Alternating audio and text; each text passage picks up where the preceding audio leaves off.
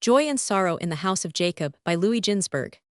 Deborah, the nurse of Rebekah, and some of the servants of Isaac had been sent to Jacob by his mother, while he still abode with Laban, to summon him home at the end of his 14 years' term of service. As Jacob did not at once obey his mother's behest, the two servants of Isaac returned to their master, but Deborah remained with Jacob then and always.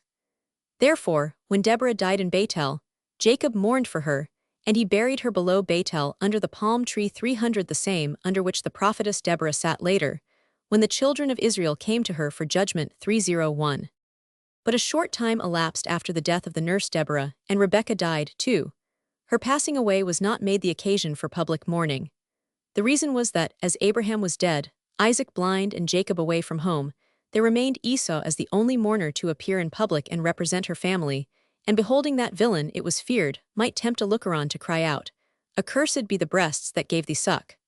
To avoid this, the burial of Rebekah took place at night.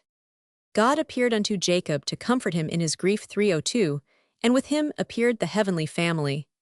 It was a sign of grace, for all the while the sons of Jacob had been carrying idols with them, the Lord had not revealed himself to Jacob. 303. At this time God announced to Jacob the birth of Benjamin soon to occur, and the birth of Manasseh and Ephraim, who also were to be founders of tribes.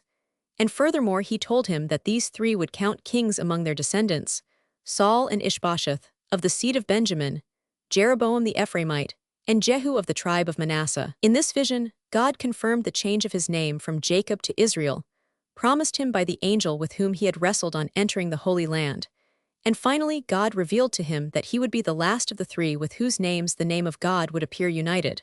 For God is called only the God of Abraham, the God of Isaac, and the God of Jacob, and never the God of anyone else. 304. In token of this revelation from God, Jacob set up a pillar of stone, and he poured out a drink offering thereon, as in a later day the priests were to offer libations in the temple on the Feast of Tabernacles. 305, and the libation brought by Jacob at Bethel was as much as all the waters in the Sea of Tiberias. 306. At the time when Deborah and Rebekah died, occurred also the death of Rachel, at the age of 36. 307, but not before her prayer was heard, that she bare Jacob a second son, for she died in giving birth to Benjamin. 12 years she had borne no child, then she fasted 12 days, and her petition was granted her. She brought forth the youngest son of Jacob, whom he called Benjamin, the son of days, because he was born in his father's old age. 308, and with him a twin sister was born. 309. Rachel was buried in the way to Ephrath, because Jacob, gifted with prophetic spirit, foresaw that the exiles would pass this place on their march to Babylon, and as they passed, Rachel would entreat God's mercy for the poor outcasts. 310. Jacob journeyed on to Jerusalem. 311. During Rachel's lifetime, her couch had always stood in the tent of Jacob. After her death, he ordered the couch of her handmaid Bilhah to be carried thither. Reuben was sorely vexed thereat, and he said, "Not enough that Rachel alive curtailed the rights of my mother, she must needs give her annoyance also after death." He went and took the couch of his mother Leah and placed it in Jacob's tent, instead of Bilhah's couch.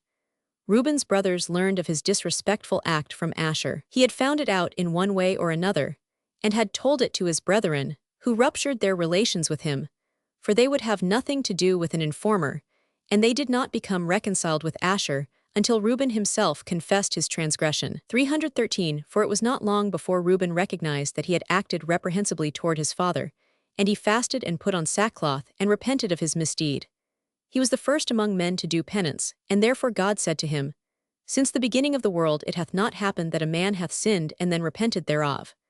Thou art the first to do penance, and as thou livest, a prophet of thy seed Hosea shall be the first to proclaim, O Israel, return."